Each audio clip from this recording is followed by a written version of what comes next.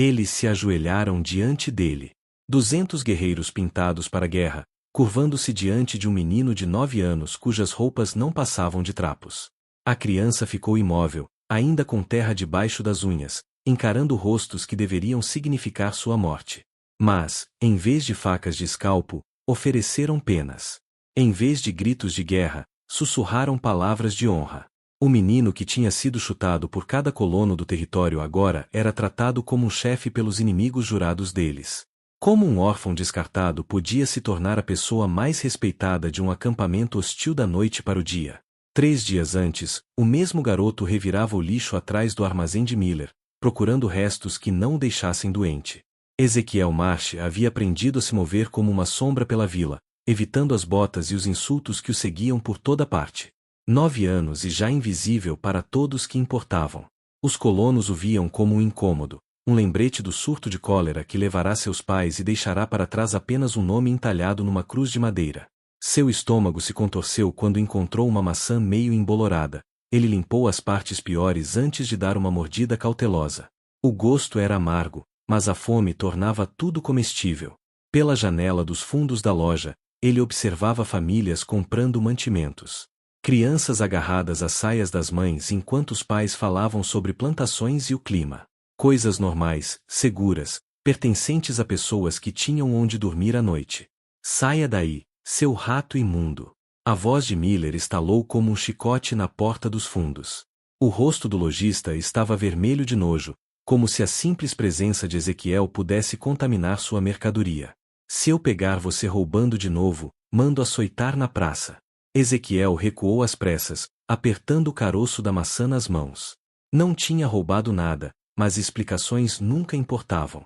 A verdade era um luxo reservado a quem tinha alguém disposto a acreditar. Ele se escondeu atrás de um monte de barris vazios, esperando que a atenção de Miller se voltasse para outro lado. Aquilo era sobrevivência, paciência, silêncio e a habilidade de se manter pequeno bastante para que a maioria esquecesse que você existia. À beira da floresta o chamava, prometendo a paz que só vinha com a solidão. Ezequiel preferia o mato de qualquer forma, as árvores não julgavam, os animais não chutavam. E às vezes, se fosse cuidadoso e silencioso, podia fingir que era um explorador em vez de um órfão, mapeando territórios em vez de catar restos. Ele se enfiou entre os pinheiros, seguindo uma trilha de caça que se aprofundava na mata. Os sons do assentamento ficaram para trás, substituídos por canto de pássaros e o farfalhar das folhas. Ali, ele podia respirar sem olhar por cima do ombro. Ali, podia imaginar que seus pais o esperavam em algum lugar adiante, prontos para envolvê-lo em braços que lembravam o que era amor. Mas a floresta guardava segredos mais sombrios que sua solidão. E naquele dia, um desses segredos mudaria tudo o que ele pensava saber sobre inimigos e amigos. Um gemido ecoou adiante, baixo, dolorido, humano. Ezequiel congelou, cada instinto de sobrevivência gritando para que fugisse. O som veio de novo, mais fraco, como o ar escapando de um pulmão perfurado. Tudo o que era racional dizia para ele dar meia volta e fingir que não tinha ouvido nada. Órfãos espertos viviam mais tempo cuidando da própria vida. Mas a curiosidade sempre fora sua fraqueza, a mesma que o fizera ser pego roubando maçãs e lhe rendido mais surras do que podia contar. Ele avançou devagar, colocando cada pé com cuidado para não quebrar galhos. Por entre uma brecha na vegetação, viu algo que fez seu sangue gelar. Um homem jazia caído contra um tronco tombado. A pele escura pintada com traços vermelhos e pretos que pareciam marcas de guerra. Mas foi o sangue que prendeu a atenção de Ezequiel, sangue de verdade, escorrendo de um ferimento profundo no ombro e outro nas costelas. Um guerreiro indígena ali, sozinho e morrendo. Todas as histórias que Ezequiel ouvirá sobre as tribos voltaram de uma vez. Assassinos selvagens que escalpelavam crianças, saqueadores implacáveis que queimavam povoados e levavam prisioneiros. A razão pela qual os colonos nunca viajavam sozinhos e sempre mantinham os rifles carregados. Aquele homem deveria ser o monstro dos pesadelos. Mas, deitado ali, inconsciente e destroçado, parecia apenas alguém que precisava de ajuda. O peito do guerreiro subia e descia em respirações rasas e doloridas. Seu rosto estava tenso, mesmo inconsciente, e a pele já tinha o tom acinzentado de quem perdeu sangue demais. Sem cuidados, estaria morto antes do pôr do sol. Ezequiel já vira a morte se aproximar vezes suficientes para reconhecê-la. Ele devia correr, voltar à cidade, contar a Miller ou ao xerife Hawkins que havia um nativo ferido na mata. Talvez lhe dessem algumas moedas pela informação, talvez até o chamassem de útil pela primeira vez. Os homens formariam uma patrulha, terminariam o que alguém começara, e Ezequiel seria o herói que ajudou a manter o povoado seguro. Mas o guerreiro se mexeu levemente, soltando um gemido fraco.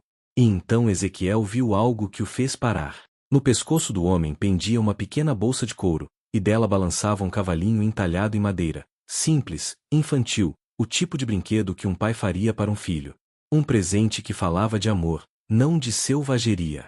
O cavalinho oscilava suavemente a cada respiração difícil, e de repente o monstro das histórias se tornou apenas um homem. Um homem que talvez tivesse filhos. Um homem que alguém sentiria falta quando ele não voltasse para casa. As mãos de Ezequiel tremiam enquanto ele percebia o que estava prestes a fazer. Cada instinto gritava contra aquilo, cada lição de sobrevivência rugia em protesto. Mas, pela primeira vez em sua curta e brutal vida, algo mais forte que o medo guiava suas ações, algo que parecia perigosamente com compaixão. O guerreiro precisava de água, bandagens, abrigo. Precisava de alguém que se importasse se ele viveria ou morreria. E ali, nas sombras que cresciam, Ezequiel tomou uma decisão que ecoaria para sempre na vida de ambos. Água primeiro. O riacho corria limpo a uns 50 metros ao norte, e Ezequiel não tinha nada em que carregar a água além das próprias mãos em concha. Fez 4 viagens, derramando gotas preciosas entre os lábios rachados do guerreiro e observando sua garganta se mover, engolindo reflexivamente. Cada viagem parecia caminhar através do fogo, sabendo que ser descoberto significava a morte certa. Os olhos do guerreiro se abriram durante a 4ª viagem, escuros, febris, desfocados pela dor. Por um instante terrível, eles se encararam através de um abismo de ódio cavado por gerações de sangue. Ezequiel esperou o homem gritar, chamar ajuda, revelar sua presença a outros guerreiros. Mas o homem apenas murmurou algo em sua língua nativa, palavras suaves, cheias de incerteza. Seu olhar se fixou no rosto sujo e pálido do garoto, parecendo memorizar cada detalhe daquele que devia ser seu inimigo. Então seus olhos se fecharam novamente, e sua respiração ficou um pouco mais profunda, não morto, apenas descansando, confiando, de forma impossível, que o menino ajoelhado ao seu lado não queria fazer-lhe mal. Ezequiel rasgou tiras da própria camisa. O tecido era fino e remendado, mas limpo bastante para servir de bandagem. O ferimento no ombro era profundo, causado por uma bala de rifle que atravessara de lado a lado. O corte no peito era mais raso, porém mais longo, provavelmente feito por uma faca. Alguém havia tentado com muita força matar aquele homem, e quase conseguirá. Guiado pelo tato e pelo instinto, Ezequiel pressionou o pano contra o ponto onde o sangramento era mais grave. O guerreiro se retesou, mas não gritou. Seu maxilar se contraiu de dor, a mão moveu-se levemente, os dedos roçaram o pulso de Ezequiel, e o menino percebeu que não fora um acidente. Era um reconhecimento, o modo de um guerreiro dizer obrigado a quem deveria ser seu carrasco. Quando o sol começou a se pôr, tingindo a floresta de tons de âmbar e ouro, Ezequiel enfrentou um novo problema. O guerreiro não podia ser movido, mas também não podia ficar ali. O riacho era muito próximo da trilha principal, e caçadores passavam por aquela área com frequência. Até o amanhecer, alguém os encontraria. Havia uma caverna cerca de 1/4 de milha mais para dentro da mata, pouco mais que uma depressão nas rochas, mas suficiente para oferecer abrigo e esconderijo.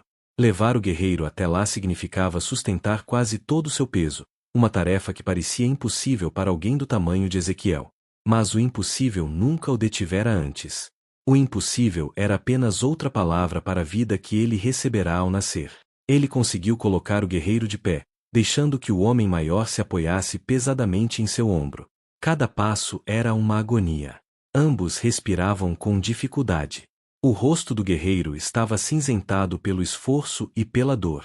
O sangue vazava pelas bandagens improvisadas, deixando um rastro tênue que Ezequiel teria de apagar mais tarde. Eles se moveram como sombras na escuridão que caía, 2 excluídos ajudando-se mutuamente a sobreviver por mais um dia. A caverna cheirava a folhas velhas e almíscar de animais, mas era seca e bem escondida da vista casual. Ezequiel acomodou o guerreiro junto à parede do fundo, arrumando ramos de pinheiro para formar uma cama tosca. Os olhos do homem se abriram novamente, desta vez mais claros, mais conscientes. Ele falou outra vez em sua língua nativa, as palavras carregadas de um peso que ultrapassava qualquer barreira de idioma. Então, para surpresa de ambos, mudou para um inglês hesitante. Por que você ajudar o urso silencioso? A pergunta ficou suspensa no ar como fumaça, exigindo uma resposta que Ezequiel não sabia se poderia dar. Ecoou na escuridão da caverna, enquanto o menino encarava olhos que já tinham visto mais batalhas do que ele vira nascer do sol. Porque ele o ajudara. A resposta honesta era que não sabia. Num mundo que só lhe mostrará crueldade, havia algo naquele guerreiro ferido que chamara por uma parte dele que acreditava estar morta. Eu não sei, sussurrou Ezequiel por fim, a voz quase se perdendo no vento do lado de fora. Talvez porque ninguém nunca me ajudou também. Urso Silencioso o observou por um longo momento, e algo mudou em sua expressão. Reconhecimento, talvez? Uma alma abandonada vendo seu reflexo em outra. A mão do guerreiro moveu-se até o cavalinho de madeira pendurado em seu pescoço, os dedos traçando o entalhe gasto com evidente carinho. Meu filho fez isso, disse o Urso Silencioso, seu inglês lento, mas deliberado. Antes da doença levá-lo, antes de os soldados queimarem minha aldeia. Sua voz carregava uma dor mais profunda que seus ferimentos físicos, o tipo de dor que nunca cicatriza por completo. Você me lembra ele, pequeno, corajoso, sozinho. As palavras atingiram Ezequiel como um golpe. Ali estava um homem que também perderá tudo, assim como ele. A diferença era que o povo de Urso Silencioso choraria seus mortos, lembraria seus nomes, honraria sua memória. Os pais de Ezequiel haviam sido enterrados em covas anônimas, esquecidos por todos, exceto pelo filho. Nos 2 dias seguintes, eles criaram uma rotina improvável. Ezequiel escapava do assentamento a cada manhã, trazendo o que conseguisse roubar ou encontrar. A força de Urso Silencioso voltava aos poucos, embora ele ainda estivesse fraco e os ferimentos distantes de cicatrizados. Eles se comunicavam com uma mistura de inglês quebrado e gestos simples, compartilhando histórias que ultrapassavam as barreiras da linguagem. Urso Silencioso contou-lhe sobre sua tribo, sobre os antigos costumes que desapareciam à medida que os colonos tomavam mais terras a cada ano. Falou da esposa, morta no mesmo ataque que levará seu filho, e de seu pai, Lobo de Ferro, que liderava o povo com a sabedoria conquistada ao longo de décadas de perda. Ezequiel, por sua vez, compartilhou fragmentos de memória, os poucos momentos felizes que lembrava antes de a doença e a morte roubarem sua infância. Na terceira manhã, tudo mudou. Ezequiel chegou à caverna e encontrou o Urso Silencioso sentado, desperto e atento de um jeito que fez sua pele se arrepiar de medo. O guerreiro levou um dedo aos lábios e apontou para a entrada da caverna. Passos. Vários, movendo-se com cuidado pela vegetação lá fora. Meus irmãos, sussurrou o Urso Silencioso, a voz misturando alívio e preocupação. Eles me procuram, mas não entendem por que Criança Branca ajudou o parente deles. Pensam que é armadilha, truque. O sangue de Ezequiel gelou nas veias. Se os outros guerreiros o encontrassem ali, suporiam o pior. Um garoto branco com o líder ferido deles, escondido na floresta onde nenhuma criança inocente deveria estar. Viriam traição onde havia havido compaixão. Os passos se aproximaram, e Ezequiel ouviu vozes baixas falando na língua tribal. O maxilar de Urso Silencioso se contraiu enquanto ele ouvia, entendendo palavras que soavam como trovões aos ouvidos do menino. Eles dizem que os soldados que me atacaram podem ter seguido. Dizem que qualquer branco encontrado deve morrer para proteger a tribo. Urso Silencioso olhou nos olhos de Ezequiel, e o menino viu ali o reflexo de sua própria morte. Eu não posso detê-los se te encontrarem. Minha palavra não é forte o bastante contra o medo deles. As vozes já estavam quase na entrada da caverna. E Ezequiel percebeu que os próximos segundos decidiriam se seu ato de bondade se tornaria seu erro final. O primeiro guerreiro surgiu na entrada como uma sombra que tomava forma. O rosto pintado com listras pretas fazia os olhos parecerem buracos de caveira. Atrás dele, vinham 2 outros, todos armados com rifles tomados de soldados mortos. As expressões mudaram do alívio por encontrarem Urso Silencioso vivo para uma suspeita mortal ao verem Ezequiel encostado à parede da caverna. Palavras rápidas e furiosas foram trocadas em sua língua nativa. Ezequiel não entendia o idioma, mas compreendia o tom.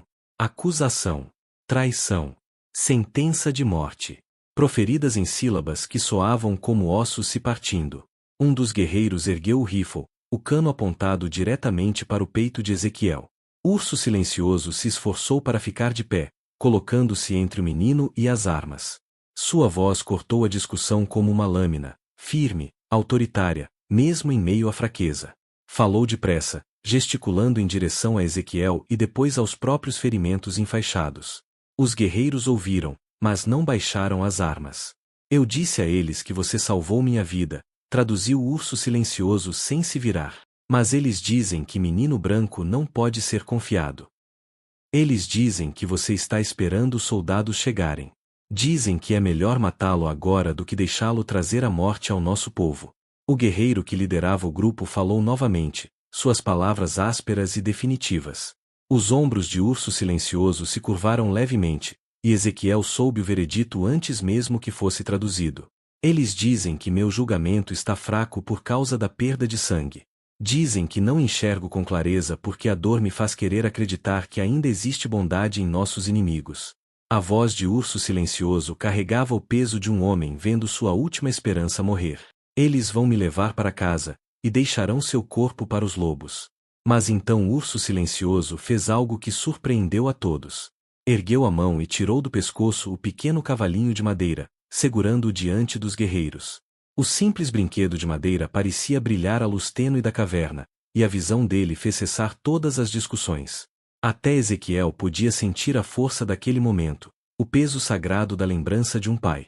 Urso Silencioso voltou a falar, agora com a voz mais baixa, mas de algum modo ainda mais imponente.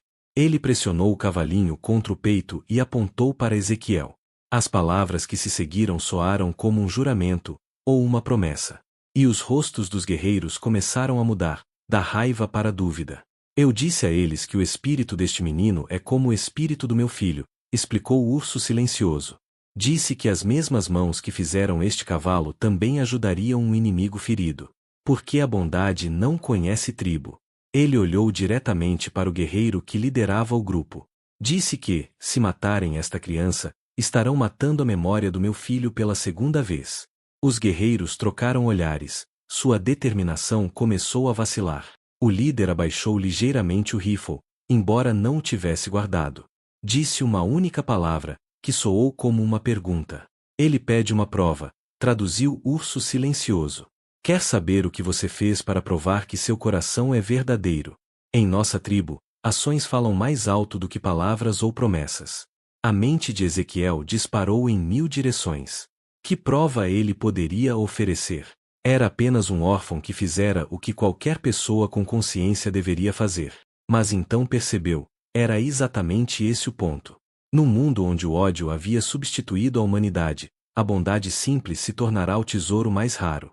Diga a eles que eu te dei água quando estava com sede, disse Ezequiel, em voz baixa. Diga que te dei minha camisa quando sentia frio. Diga que arrisquei minha vida por alguém que me ensinaram a temer, porque era a coisa certa a fazer. Urso Silencioso traduziu, e algo mudou na atmosfera da caverna. Os guerreiros começaram a baixar as armas, embora a desconfiança ainda pesasse em seus rostos. O guerreiro líder deu um passo à frente e falou diretamente com o Urso Silencioso, o tom não mais ameaçador, mas curioso. Ele quer levar você até nosso pai, disse o Urso Silencioso. E Ezequiel pôde ouvir a surpresa em sua voz. Lobo de Ferro quer julgar seu coração pessoalmente. A viagem até o acampamento tribal durou quase o dia todo, serpenteando por trilhas da floresta que pareciam existir apenas para quem sabia enxergá-las.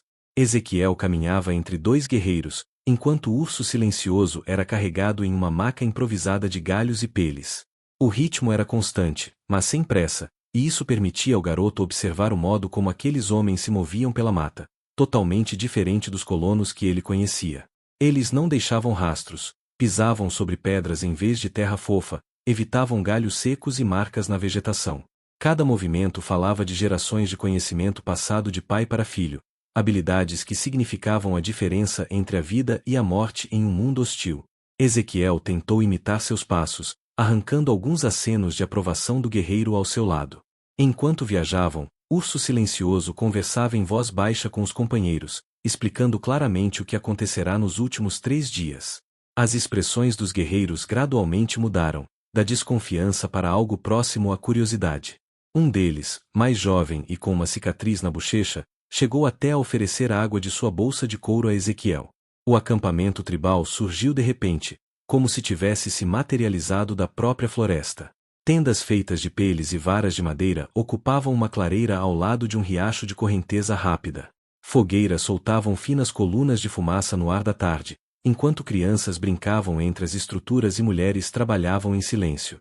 Parecia pacífico, normal, nada parecido com o acampamento selvagem das histórias dos colonos. Mas no instante em que eles emergiram da linha das árvores, tudo parou. As crianças congelaram no meio das brincadeiras. As mulheres levantaram o olhar. Os homens, instintivamente, levaram as mãos às armas que nunca ficavam longe. Todos os olhos se fixaram no pequeno garoto branco que caminhava entre seus guerreiros, e o silêncio que caiu foi absoluto. Urso Silencioso gritou algo em sua língua, a voz ecoando pelo acampamento com a autoridade de quem estava acostumado a ser ouvido. As cabeças se voltaram em sua direção. Alívio e alegria substituíram a desconfiança quando perceberam que o guerreiro desaparecido havia retornado com vida. Mas a alegria durou pouco. Assim que notaram Ezequiel novamente, os murmúrios começaram. Uma mulher mais velha correu até a maca de Urso Silencioso. Suas mãos trêmulas tocaram os ferimentos, enquanto lágrimas escorriam por seu rosto enrugado. Ela falava rápido, com a voz embargada, claramente sua mãe ou tia, acolhendo o filho que julgara morto. Mas quando o Urso Silencioso explicou o papel de Ezequiel em sua sobrevivência, a expressão da mulher endureceu como ferro esfriando. Ela se levantou lentamente e caminhou até o garoto, o olhar fixo nele com uma intensidade que o fez querer desaparecer. Era pequena, mal mais alta que ele, mas sua presença preenchia o espaço como uma tempestade prestes a desabar. Quando falou, seu inglês era melhor que o de Urso Silencioso, cada palavra cuidadosamente escolhida e articulada. Você é a criança branca que salvou a vida do meu sobrinho. Não era uma pergunta. Seu olhar não se desviou nem por um instante, como se lesse segredos gravados no rosto do menino.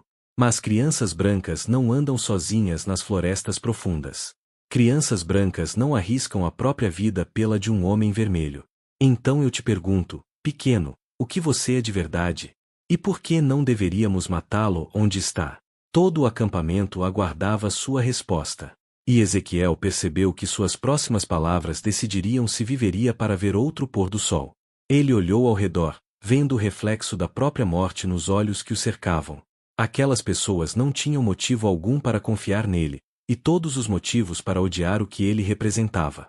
Mas Urso Silencioso havia pedido a verdade, e era tudo o que Ezequiel ainda tinha para oferecer. Eu não sou ninguém, disse, a voz mal acima de um sussurro, mas audível a todos no acampamento. Sou um órfão que dorme em celeiros e come restos. As pessoas do meu assentamento queriam que eu desaparecesse. Talvez eu devesse ter desaparecido, mas quando encontrei Urso Silencioso morrendo, não consegui simplesmente virar as costas. A expressão da mulher não mudou, mas algo brilhou em seus olhos. Ela disse algumas palavras em sua língua, e vários guerreiros as traduziram para os que não entendiam o inglês de Ezequiel. Por quê? Perguntou ela simplesmente. Seu povo e o meu já derramaram muito sangue.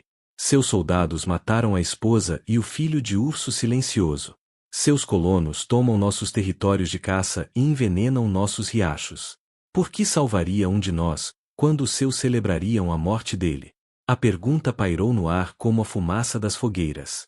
E Ezequiel sentiu o peso de gerações de ódio recaindo sobre seus ombros. Como poderia explicar algo que ele mesmo mal compreendia? Porque ele estava ferido, disse Ezequiel, por fim. Porque eu sei como é estar sozinho e com medo. E vi o mesmo olhar nos olhos dele.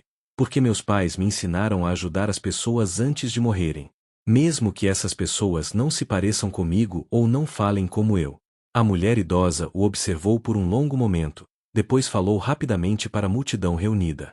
Discussões começaram imediatamente, vozes se elevando em um debate acalorado. Alguns apontavam para Ezequiel com hostilidade evidente, enquanto outros pareciam defendê-lo. Urso Silencioso tentou falar de sua maca, mas a discussão já tomara vida própria. Então, uma nova voz cortou o caos, profunda e autoritária o bastante para silenciar todo o acampamento num instante. A multidão se abriu como a água diante de um navio, revelando um homem idoso que caminhava com a dignidade lenta da idade, mas com a coluna ereta de um líder que jamais se curvara. Seus cabelos eram brancos como neve recém-caída, trançados com penas e pequenos ossos que tilintavam suavemente a cada passo. Só podia ser Lobo de Ferro, o chefe tribal cuja sabedoria era lendária até entre os colonos. Ele se aproximou lentamente de Ezequiel, seus olhos escuros examinando cada detalhe da aparência do garoto. Quando falou, foi em inglês, com a pronúncia cuidadosa de quem aprenderá o idioma por necessidade, não por escolha. Vivi 60 invernos, disse Lobo de Ferro, parando a poucos passos do menino. Vi homens brancos mentirem com palavras doces como mel enquanto seus corações tramavam assassinatos. Vi promessas quebradas antes mesmo que as palavras deixassem suas bocas. Então, quando meus guerreiros me dizem que uma criança branca salvou a vida do meu filho, pergunto-me se isso não é mais um engano. A garganta de Ezequiel estava seca como poeira, mas ele forçou-se a encarar o olhar do chefe. Não estou tentando enganar ninguém. Só fiz o que achei certo. Lobo de Ferro começou a circular ao redor dele, como um lobo examinando uma presa. Suas mãos envelhecidas estavam cruzadas atrás das costas. O que achou certo? Perguntou ele. Arriscou a vida por um estranho porque achou certo. Deu água a um inimigo porque achou certo. Cuidou de ferimentos causados pelas armas do seu próprio povo porque achou certo. A cada repetição, a voz do chefe ganhava mais força, e Ezequiel começou a perceber que algo fundamental estava mudando naquela conversa. Diga-me, pequeno, continuou o Lobo de Ferro, parando novamente diante dele. O que acha que seu povo faria com você se soubesse que salvou um de nós? A resposta veio sem hesitação, pois Ezequiel já havia pensado nisso durante a longa caminhada pela floresta. Provavelmente me matariam. Lobo de Ferro assentiu lentamente, e pela primeira vez, algo que poderia ser aprovação brilhou em seu rosto. E sabendo disso, ainda assim o salvou. As palavras de Lobo de Ferro ecoaram pelo acampamento silencioso, e Ezequiel sentiu todos os olhares voltados para ele enquanto o chefe continuava sua avaliação. O velho alcançou uma pequena bolsa de couro presa ao cinto e retirou algo que fez vários membros da tribo ofegarem. Era outro cavalinho de madeira, idêntico ao que o urso silencioso usava no pescoço, mas mais velho, gasto pelo tempo e pelo toque constante. Meu neto fez 2 desses antes que a doença o levasse, disse Lobo de Ferro, segurando o brinquedo com reverência. Um para o pai dele, outro para mim. Quando olho para isto, vejo as mãos que o talharam. Mãos pequenas, gentis, que criavam beleza em vez de destruição. Ele olhou diretamente para Ezequiel. Você tem essas mãos, pequeno. Vejo isso na maneira como tratou as feridas do meu filho. O chefe se virou para o povo e falou em sua língua nativa, com a autoridade de quem sabe que sua palavra é lei. Enquanto falava, Ezequiel observava os rostos ao redor mudarem, da desconfiança para a admiração, e finalmente para algo que se parecia com aceitação. Quando o Lobo de Ferro terminou, o silêncio que se seguiu foi diferente, não era mais ameaçador, mas cheio de expectativa. Contei ao meu povo sobre uma visão que tive há 3 noites, explicou o Lobo de Ferro a Ezequiel. Vi uma pequena figura de pele pálida cuidando de um de nossos guerreiros feridos. Na visão, essa figura não tinha tribo, nem família, nem lar, mas seu coração era puro, não corrompido pelo ódio que envenena tantos dos nossos povos. O chefe caminhou até o centro do acampamento, onde um grande círculo de cinzas marcava o local da fogueira da noite anterior. Guerreiros começaram a sair das tendas, suas fileiras crescendo até Ezequiel contar pelo menos 50 homens armados, em silêncio respeitoso ao redor do líder. Os espíritos me disseram que uma pessoa assim viria até nós quando precisássemos lembrar que ainda existe bondade em todos os povos, continuou o Lobo de Ferro. Que essa pequena figura nos lembraria que o ódio é uma escolha, não um destino. Mais guerreiros surgiram das bordas da floresta, convocados por algum sinal que Ezequiel não percebeu. Logo havia mais de 100 deles cercando o acampamento. Lobo de Ferro ergueu a voz, para que todos pudessem ouvir. Hoje, vimos essa visão se cumprir. Esta criança salvou a vida de Urso Silencioso quando poderia tê-lo deixado morrer. Esta criança arriscou sua própria vida para mostrar misericórdia a seu inimigo. Esta criança provou que o coração humano pode escolher a compaixão em vez da vingança. Os guerreiros começaram a se mover, formando fileiras ordenadas que criaram um enorme círculo ao redor de Ezequiel. Ele contou dezenas de rostos pintados, homens marcados por batalhas e perdas, agora olhando para ele com algo que se assemelhava à reverência. Quase 200 guerreiros, cada um carregando anos de guerra e dor, todos focados naquele pequeno órfão. Em nossa tradição, disse Lobo de Ferro, quando alguém salva a vida de um membro da tribo, torna-se parte da família. Não apenas para aquela pessoa, mas para todos nós. Ele pousou a mão envelhecida sobre o ombro de Ezequiel. Você não é mais um órfão sem povo. Agora é meu neto, irmão de urso silencioso, membro de nossa tribo. Como se obedecendo a um comando silencioso, todos os guerreiros do círculo ajoelharam-se, inclinando a cabeça num gesto de respeito que tirou o fôlego de Ezequiel. 200 homens, que haviam passado a vida lutando contra o seu povo, agora o honravam como um dos seus. Bem-vindo ao lar, pequeno coração valente, disse Lobo de Ferro com suavidade. Bem-vindo à sua família. Pela primeira vez em anos, Ezequiel sentiu lágrimas em seu rosto, mas eram lágrimas de alegria. Ele finalmente havia encontrado onde pertencia.